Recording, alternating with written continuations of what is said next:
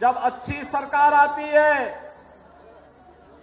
तो अच्छी सरकार विकास भी लेकर के आती है, रोजगार भी लेके आती है, सुरक्षा भी प्रदान करती है, हर एक तबके के लिए स्वावलंबन का मार्ग भी प्रशस्त करती है। लेकिन जब सरकार बुरी होती है तो सरकार ऐसे ही समस्या खड़ी कर देती है जैसे 2017 के पहले पहचान का संकट प्रदेशवासियों के सामने आया था। अनुमान करिए 17 के पहले क्या होता था। 2017 के पहले चाचा भतीजे की जोड़ी वसूली के लिए निकल पड़ती थी।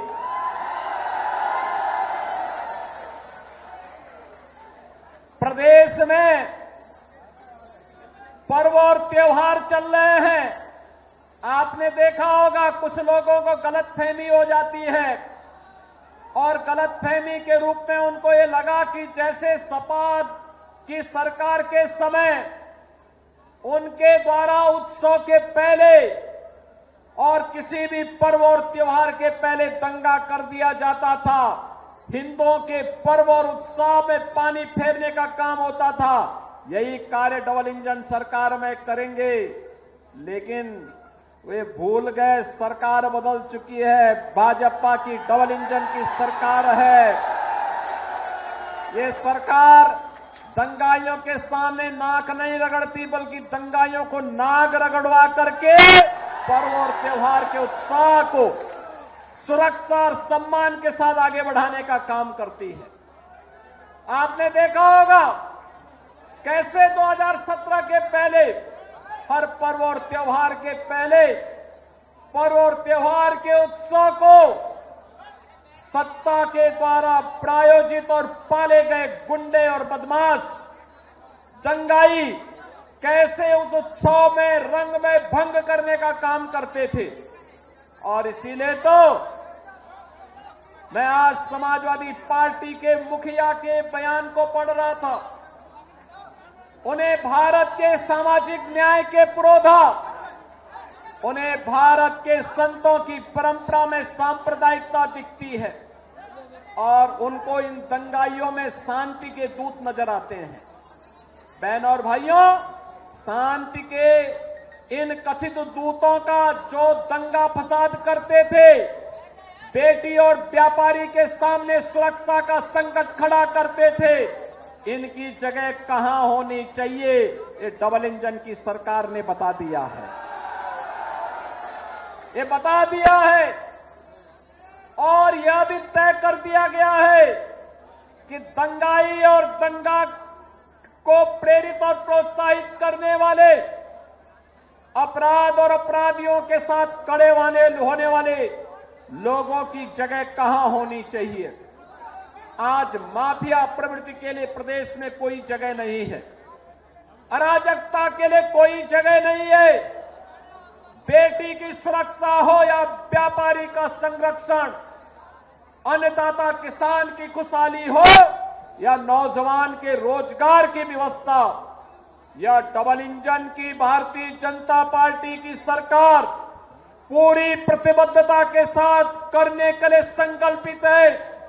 ये समाजवादी पार्टी ही थी जिसे सामाजिक न्याय के पुरोधाओं के स्मारक अच्छे नहीं लगते थे, उनको तोड़ने की बात करती थी समाजवादी पार्टी। ये वही समाजवादी पार्टी है जिस समाजवादी पार्टी ने सत्ता में आते ही सामाजिक न्याय से जुड़े हुए, दलित उत्थान के साथ जुड़े हुए महापुरुषों के नाम पर बने हुए स्मारकों को समाप्त करने की घोषणा कर दी थी। ये वही समाजवादी पार्टी है बहनों और भाइयों जिसने 2012 में सत्ता में आते ही पूरे प्रदेश के अंदर एक जनपद एक माफिया पैदा करके उस जनपद में अराजकता फैलाना प्रारंभ कर दिया था। ये वही समाजवादी पार्टी है जो समाजवादी पार्टी नौजवानों के रोजगार पर डकैती डालती थी, बेटी की सुरक्षा पर सेंध लगाने का काम करती थी। और उस समय किस प्रकार के नारे इनके द्वारा लगाए जाते थे? उस समय इनके नेता कहते थे कि लड़के हैं, गलती कर देते हैं। ये समाजवादी पार्टी के लोग कहते थे। लेकिन बहनों और भाइयों, आज भारतीय जनता पार्टी की डबल इंजन की सरकार है। अपराध और अपराधियों के लिए जीरो टॉलरेंस की नीति के तहत कार्य कर रही है। अगर बेटी की सुरक्षा में सेंध लगाया तो मान करके चलिए कि अगले चौराहे पर यमराज उसका इंतजार कर रहा होगा।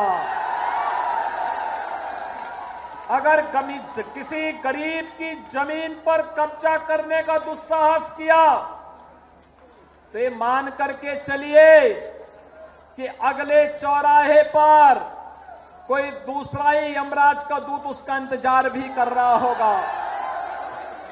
अगर अराजकता फैलाने का कुत्सित प्रयास किया, पर्व और त्योहारों के बीच में रंग में भंग डालने का काम किया, तो फिर मान करके चलिए कि उसको फिर शांति और सौहार्द अच्छा नहीं लगता है। ऐसे लोगों से सख्ती से निपटने के लिए ही पुलिस की जीरो टॉलरेंस की नीति वर्तमान में कार्य कर रही है।